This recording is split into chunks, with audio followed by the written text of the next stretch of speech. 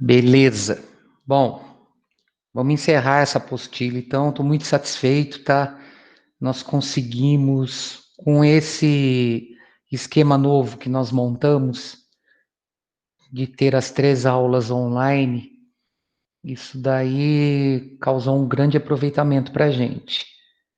Então, eu estou conseguindo cumprir com o cronograma, como se a gente tivesse presencial. Tá? Então, o conteúdo ele está sendo cumprido. Beleza? Bom, página 56, nós vamos ver os tipos de colisão, depois nós vamos quantificar isso em colisões unidimensionais. Então, observem, nós temos 3 tipos de colisões. As colisões inelásticas, as parcialmente elásticas e as perfeitamente elásticas. Então, as colisões inelásticas, essa colisão inelástica é um tipo de choque que ocorre quando após a colisão os corpos seguem com a mesma velocidade, ou seja, a velocidade relativa de afastamento é nula. Por quê? Porque a velocidade do corpo A e do corpo B após a velocidade da colisão é a mesma.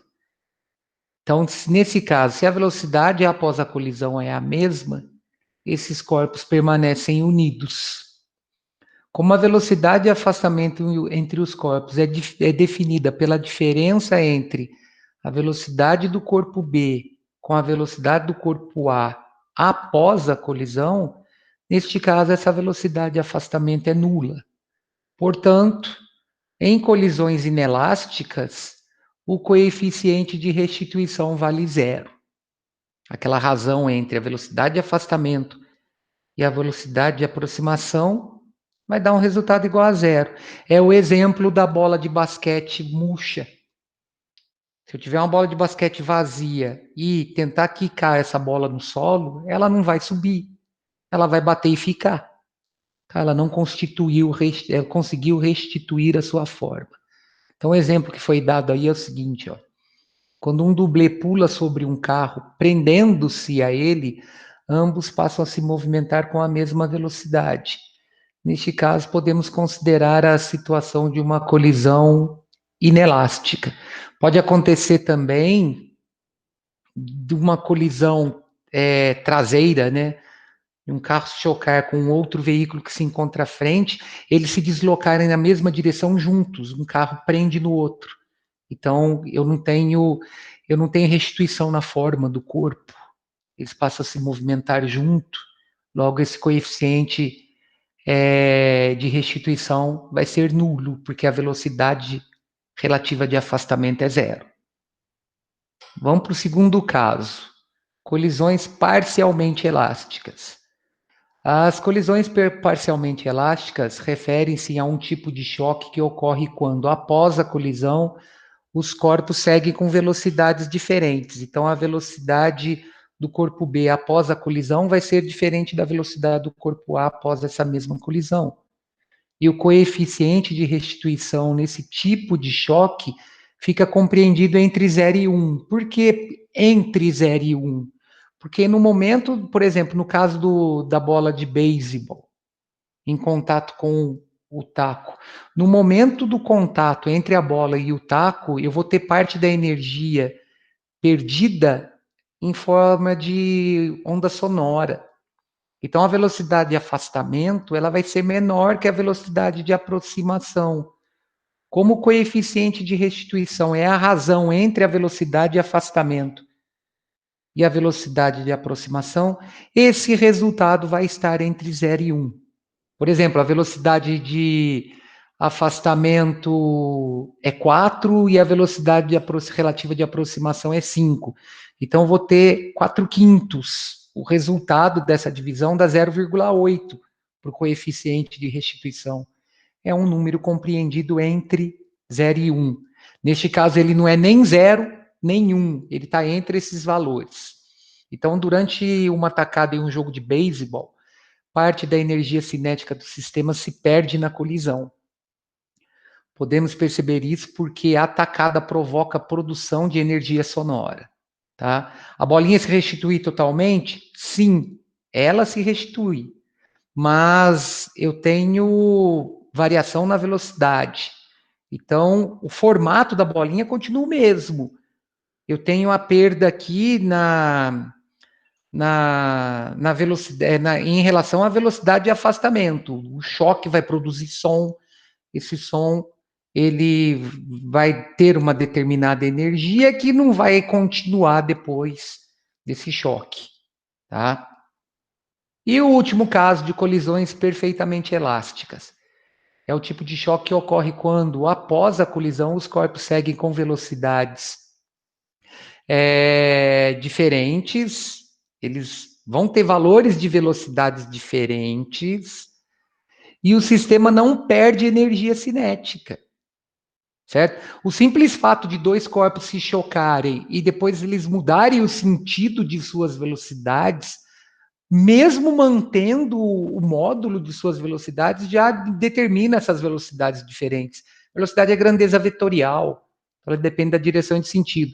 Porém, nesse choque perfeitamente elástico, o que vai acontecer é uma conservação da energia cinética desse meu sistema. Então, a energia que ele tinha antes vai ser igual à energia que ele tem depois.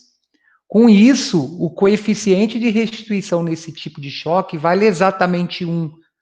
Neste caso, a velocidade relativa de afastamento vai ser igual à velocidade relativa de aproximação. Por que eu posso garantir isso?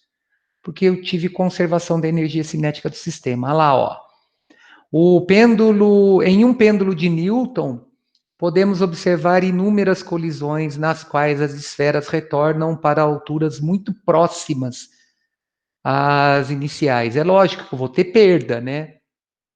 Na natureza não há ocorrência de colisões perfeitamente elásticas, uma vez que sempre há, por menor que seja, transformação de energia mecânica em outra modalidade de energia em uma colisão. Eu vou ter perda de energia aí associada ao choque, associada ao som, à transferência de energia entre essas bolinhas.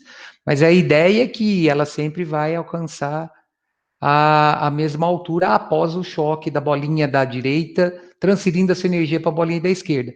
É lógico, eu tenho perda, então vai chegar uma hora que isso daí vai parar, porque vou tendo perda entre os choques e essas bolinhas vão alcançando uma altura cada vez menor.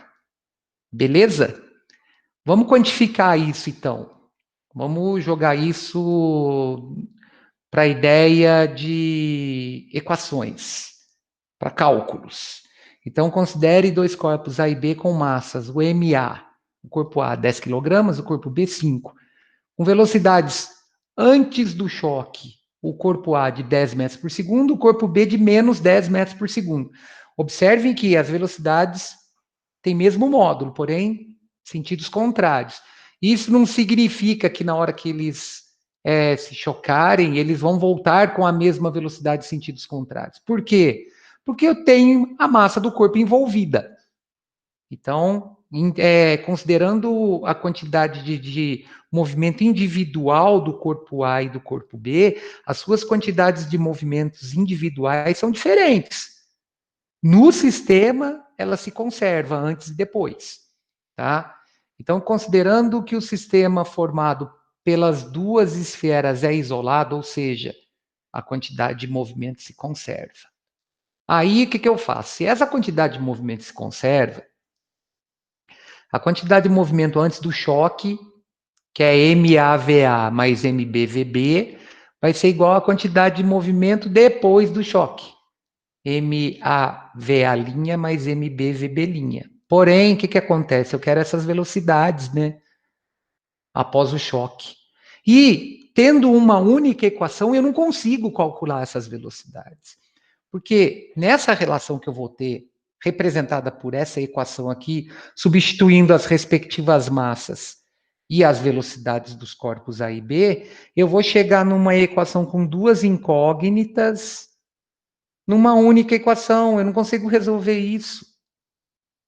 Então, eu tenho que associar o tipo de choque que eu vou ter entre esses dois corpos para poder determinar a velocidade desses corpos após a colisão. Então, durante a colisão, esses corpos alteram suas velocidades. É uma colisão unidimensional, tá? Essa colisão ela vai ocorrer numa única direção. Então, eu não vou ter desvio para outra direção nesse choque. Por exemplo, eles estão vindo numa direção horizontal, ocorre o choque e um sai para cima, por exemplo. Não vai acontecer isso. É unidimensional o tratamento aqui. Então, ó, durante a colisão, esses corpos alteram sua velocidade e a velocidade final de cada um deles depende do tipo de colisão. Aqui, ó, só tratando do sistema isolado, eu não consigo determinar essas velocidades. Eu tenho que ter o tipo da colisão desse sistema isolado. Para a determinação da velocidade após a colisão dos corpos, considere duas condições. Vamos considerar essas duas de perfeitamente elástica, onde eu tenho a conservação da energia cinética inicial e final, e uma colisão inelástica, onde os corpos, após a colisão, eles vão possuir a mesma velocidade. Então, agora, eu tendo o tipo de colisão associado ao coeficiente de restituição, eu consigo resolver o sistema formado pelas duas equações que eu vou obter, calculando assim as duas velocidades dos corpos. Então, observe, no choque perfeitamente elástico, na colisão perfeitamente elástica, o coeficiente de restituição vale 1. Então, ó, nessa colisão, o coeficiente de restituição elástica é 1. Então, a expressão que determina o coeficiente de restituição numa colisão perfeitamente elástica é a razão entre a velocidade de afastamento, VB' menos VA', sobre a velocidade de aproximação, VA menos VB. Na colisão perfeitamente elástica, E vale 1, VB', VA' nós vamos calcular, e antes da colisão nós temos o que na aproximação? O corpo A deslocando para a direita com a velocidade de 10, e o corpo B deslocando para a esquerda, por isso a inclusão do sinal de menos aqui, ó, uma velocidade também de 10. Aí é só somar essas duas velocidades, né, multiplicar por 1, eu tenho uma outra expressão relacionando as velocidades dos corpos após o choque. Aí eu monto um sistema com essas duas equações. Essa daqui está considerando a quantidade de movimento, né, que nós obtemos, e essa daqui é considerando o tipo de colisão. Aí eu posso resolver esse sistema de várias maneiras. Eu posso isolar um valor, jogar na outra equação, ou eu posso fazer por soma. Aqui ele fez por soma. O que, que ele fez? Ele multiplicou a equação 2 por 10 e somou as duas. Multiplicando a equação toda de baixo por 10, o que, que eu faço? E somando com a de cima, eu cancelo a VA' nesse sistema, né?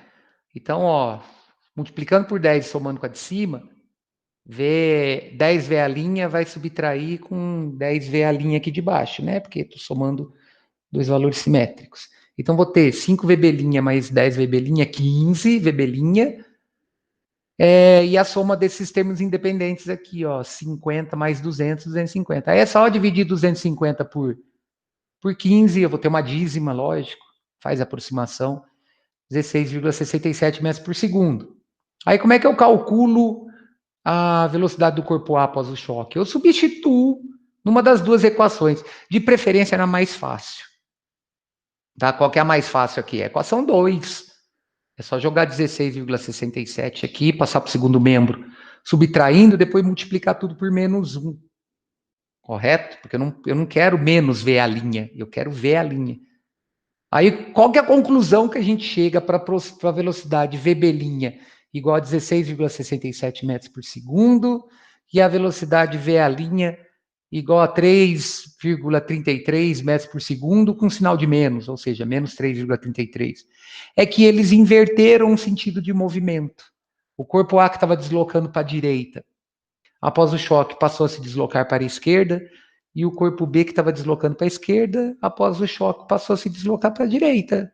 Esse é o sinal, é a referência que eu tenho. Então, observe que após essa colisão, ambos os corpos invertem o sentido de seu movimento e que o corpo A reduz sua velocidade, ao passo que o corpo B fica mais veloz. Por que, que o corpo A reduziu a velocidade aqui? no caso porque tem mais massa, tá? Então, essa massa vai influenciar na quantidade de movimento e na velocidade final no sistema, devido a esse choque. Aí vamos analisar agora o caso em que eu tenho uma colisão inelástica, ou seja, nós acabamos de ver que na colisão inelástica os corpos passam a se deslocar com a mesma velocidade. Vamos provar matematicamente isso. Na colisão inelástica, o coeficiente de restituição vale zero. Então, se eu substituir esse zero na expressão do coeficiente de restituição, eu vou ter VB' menos VA' sobre VA menos VB. Substituindo E por zero, VA por 10, VB por menos 10, eu chego à conclusão que o denominador 20 aqui vai passar multiplicando zero, vai dar zero. Então, VB' é igual a VA'. Correto? Ou seja, a velocidade final dos dois corpos é a mesma e eles passam a se deslocar junto na mesma direção. Então, montando o sistema com essas duas equações, essa daqui é a equação associada à conservação da quantidade de movimento lá do início e essa daqui é o coeficiente de restituição. Aí é só trocar a VB' por VA' da equação 2 na equação 1. Então, se eu chamar VB' aqui nessa equação aqui de VA', porque são iguais, eu vou ter 15 VA' igual a 50. Nos dois casos, eu vou ter 3,33 metros por segundo de velocidade. Então, ó, observe que nesse caso, os dois corpos se movem com a mesma velocidade após a colisão. Como na colisão inelástica sempre ocorre VB' igual a VA', não é necessário montar o sistema de equações com a conservação da quantidade de movimento, já é sendo suficiente para resolver o problema. Então, ó, eu não preciso montar isso aqui, ó. Como eu sei que essa velocidade numa colisão inelástica é sempre igual a essa, eu já saio aqui direto, substituo por VA' ou por VB', e depois eu dou o resultado para essa segunda variável. Beleza? Bom, com isso eu acabei a teoria. Aí eu coloquei aqui para a gente poder observar. Eu achei isso aqui na internet, eu achei fantástico isso daqui. É um crash test que mostra o nível de segurança de um Porsche 911, só que feito de Lego. Pessoal, é muito legal. Assim, eu sou um cara que gosta de Lego pra caramba. Eu achei isso perfeito, a perfeição do choque. Estou criando um suspense aqui, daqui a pouco eu ponho. Então, o que eles fizeram? Eles criaram um super esportivo, um GTR RS de brinquedo, que ele é escala reduzida, mas ele é muito perfeito, o original, com gaiola interna, com tudo de um carro de corrida mesmo. Ele foi montado com 2.700 peças. E eles fizeram esse Porsche encarar um teste de colisão a 46 km por hora. Ah, mas 46 km por hora não é nada, é relativo, né? O carro é de brinquedo, o carro é mais ou menos desse tamanho, assim. As imagens são surpreendentes. Os testes foi feito no Automóvel Clube da Alemanha. Bom, olha só que legal, pessoal, que coisa de louco. Presta atenção. Olha. Olha como é que desmancha. Voa peça para tudo quanto é lado. O legal é o seguinte, que ele desmonta, né? Mas nenhuma peça quebra. Ele só desmonta. Cara, eu fico o dia inteiro vendo isso daí. Eu não canso. Olha que legal. As rodas. É peça para tudo quanto é lado. Beleza? Tranquilo, gente. Então, ó, tá no slide, eu mandei para vocês, tá? Então, quem quiser ficar o dia inteiro vendo isso daí, não tem problema nenhum. Tá lá no slide que eu mandei no, na solicitação de aula, tá? Bom, vamos fazer o seguinte, então. Vamos resolver os exercícios relacionados à quantidade de movimento, a sistema isolado. E com isso a gente encerra. Sexta-feira tem entrega de tarefa, entrega de trabalho. Aí a gente fecha a nossa semana legal. Deixa eu anotar a turma.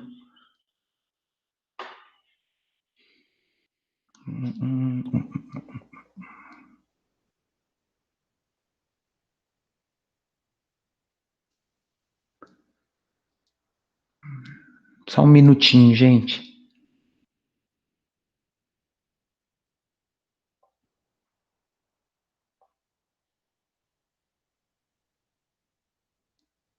Beleza. Então vamos lá, pessoal. Página 58. Tem um exercício, o primeiro exercício é do recuo de um canhão. Só um pouquinho. Olha que louco. Perfeito. Vamos lá, então. Os canhões foram armas de fogo muito utilizadas durante as guerras. Existem registros de uso de canhões a partir de 1305. Com o desenvolvimento bélico, eles foram substituídos por armas mais modernas. Considere um canhão de 400 kg que está montado sobre rodas destravadas. Ele realiza um disparo de um projétil de 4 kg que atinge a velocidade de 300 metros por segundo. Ele quer saber qual é a velocidade de recuo do canhão.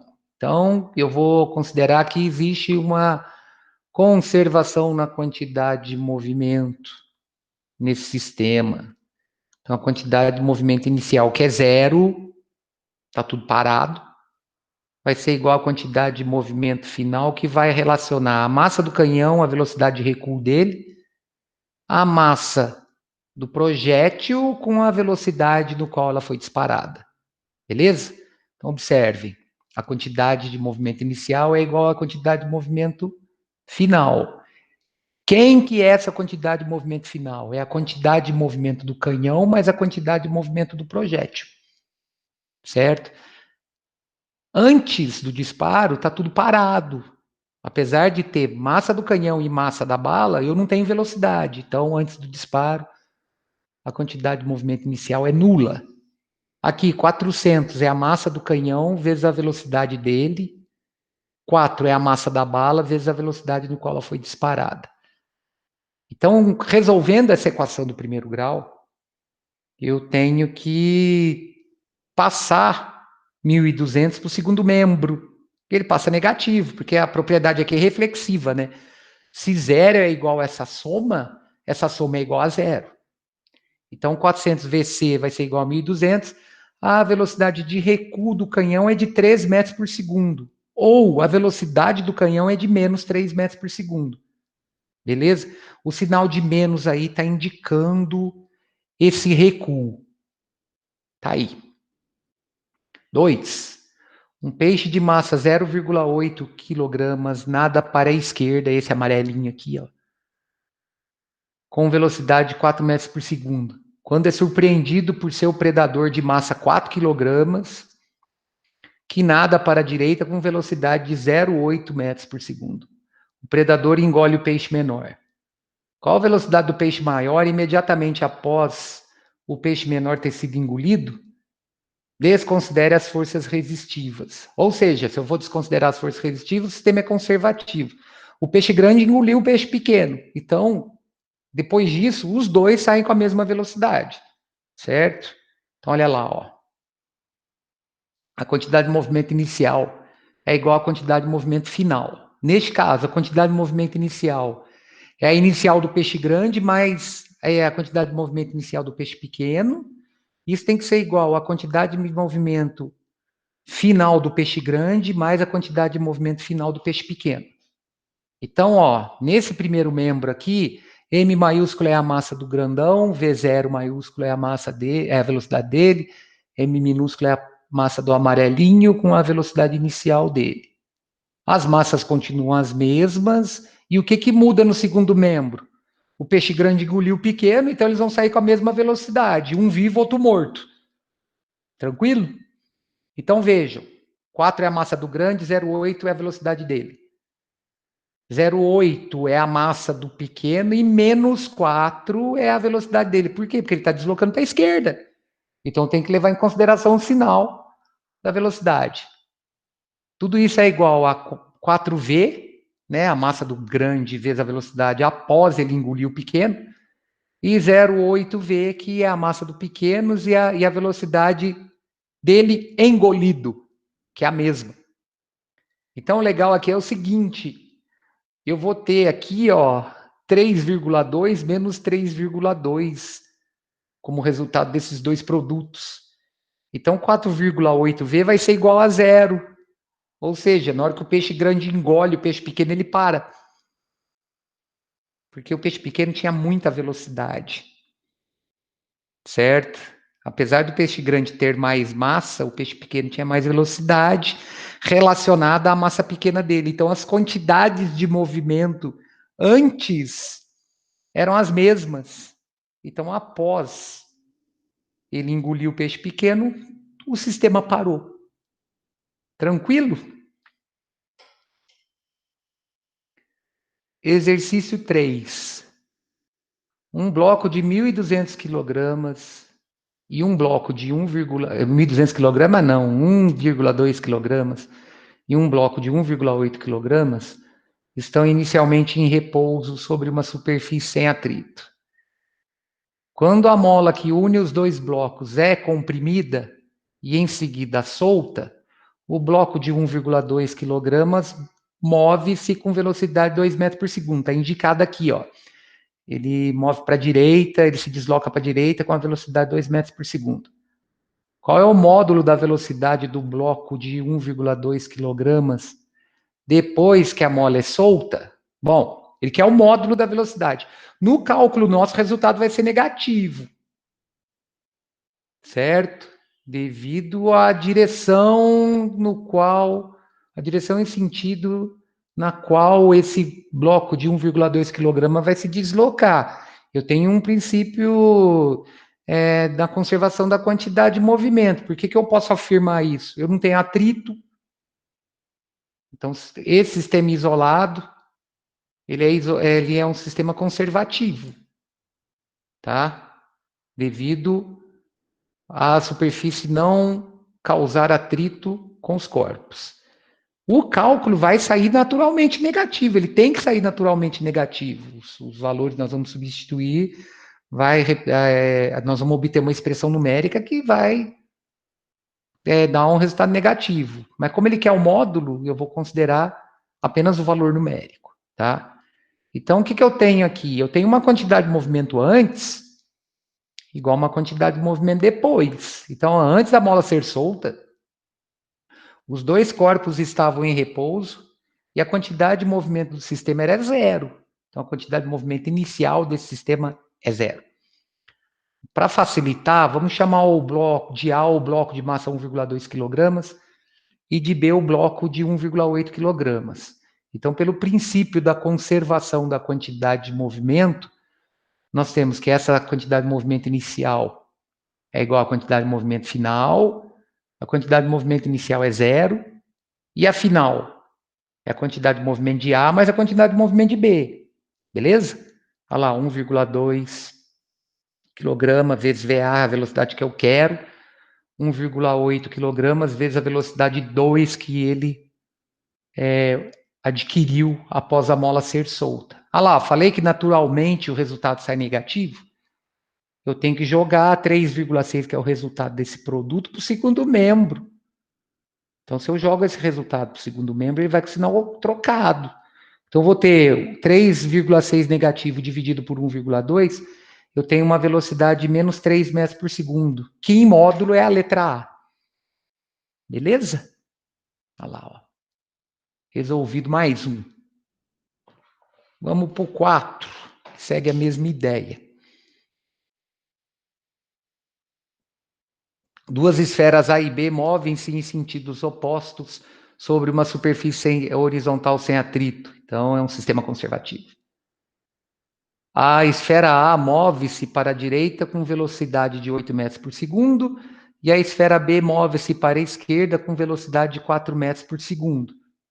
Após o choque, a velocidade da esfera A passa a ser VA' igual a 2,34 metros por segundo para a esquerda. Então, ela inverteu o sentido do seu movimento. Sabendo que as massas das esferas A e B são, respectivamente, 5 e 8 kg, Determine a velocidade VB' da esfera B após a colisão. Então, eu posso aplicar a ideia do sistema conservativo. Então, eu posso dizer que a quantidade de movimento inicial, que é para essa condição aqui, vai ser igual à quantidade de movimento final, que vai dar a situação contrária, né? O corpo A vai deslocar para a esquerda. Aí, na hora de eu calcular a velocidade B, que eu vou ficar sabendo para que lado que ela vai. Se ela continua para a esquerda ou se ela passa a deslocar para a direita. Por quê? Porque vai depender do sinal que eu vou obter aqui. Tá? Então, vamos ver. Olha lá, a quantidade de movimento inicial é igual à quantidade de movimento final. Inicial é QA mais QB, final, que é a linha mais QB'. Aí é só trocar valor. VA, MAVA, MBVB, MAV a linha, MBVB'. Aqui dá para fazer tudo numa única equação, porque ele deu a velocidade de A após a colisão, tá? Trocando valores. 5 de massa, 8 de velocidade antes, do corpo A. Para o corpo B, 8 de massa e menos 4 de velocidade. Por quê? Porque ele está indo para a esquerda. Eu tenho que determinar o sinal através da referência. Se a referência é para a esquerda e a orientação é para a direita, a velocidade dele é negativa. Aí a massa 5, a velocidade aqui, importantíssimo também, menos 2,34. Por quê? Porque o texto diz que após a colisão, o corpo A passa a ter uma velocidade de 2,34 para a esquerda. Eu tenho que tomar cuidado com isso. O 8 aqui é a massa do corpo B. Aí o resto é cálculo, né? Aqui, ó, 5 vezes 8, 40. 8 vezes menos 4, menos 32. No segundo membro da igualdade, 5 vezes menos 2,34, menos 11,7. Aí o que, que eu faço? Faço a subtração aqui que dá 8. Jogo menos 11,7 para o primeiro membro, ele vai positivo. Então eu vou ter 19,7 dividido por 8. A velocidade do corpo B é de 2,46 metros por segundo. Se ele tivesse perguntado o sentido dessa velocidade, ele passa a se deslocar para a direita. Por quê? Porque o resultado deu positivo. Viu que facinho? Bem tranquilo de resolver. A gente pegar a referência, pegar a orientação, resolve tranquilamente, uma fórmula só. E o último de hoje, para fechar a apostila. Suponha que o esquilo do filme A Era do Gelo tenha desenvolvido uma técnica para recolher nozes durante o percurso para sua toca. Dá até para visualizar o que ele faz. Ó. Ele desliza por uma rampa até atingir uma superfície plana com velocidade 10 metros por segundo. Uma vez nessa superfície, o esquilo passa a apanhar nozes em seu percurso. Todo o movimento se dá sobre gelo, de forma que o atrito pode ser desprezado. A massa do esquilo é de 600 gramas e a massa de uma noz é de 40 gramas. Ele quer saber qual a velocidade do esquilo após recolher 5 nozes. Então vamos lá, bem legal, né? A massa do esquilo é de 600 gramas, eu tenho que passar para quilograma, divido por 1.000. Eu tenho 0,6 quilogramas de massa desse esquilo. A massa de cada noz é de 40 gramas, que dividido por 1.000 dá 0,04 quilogramas. Então, isso daqui é antes. Tá? O que é essa massa EN aqui? É a massa do esquilo mais a massa das 5 nozes que ele pegou durante esse deslocamento na rampa com velocidade de 10 metros por segundo. Então, vai ser 0,6 da massa dele, mais 5 vezes 0,04.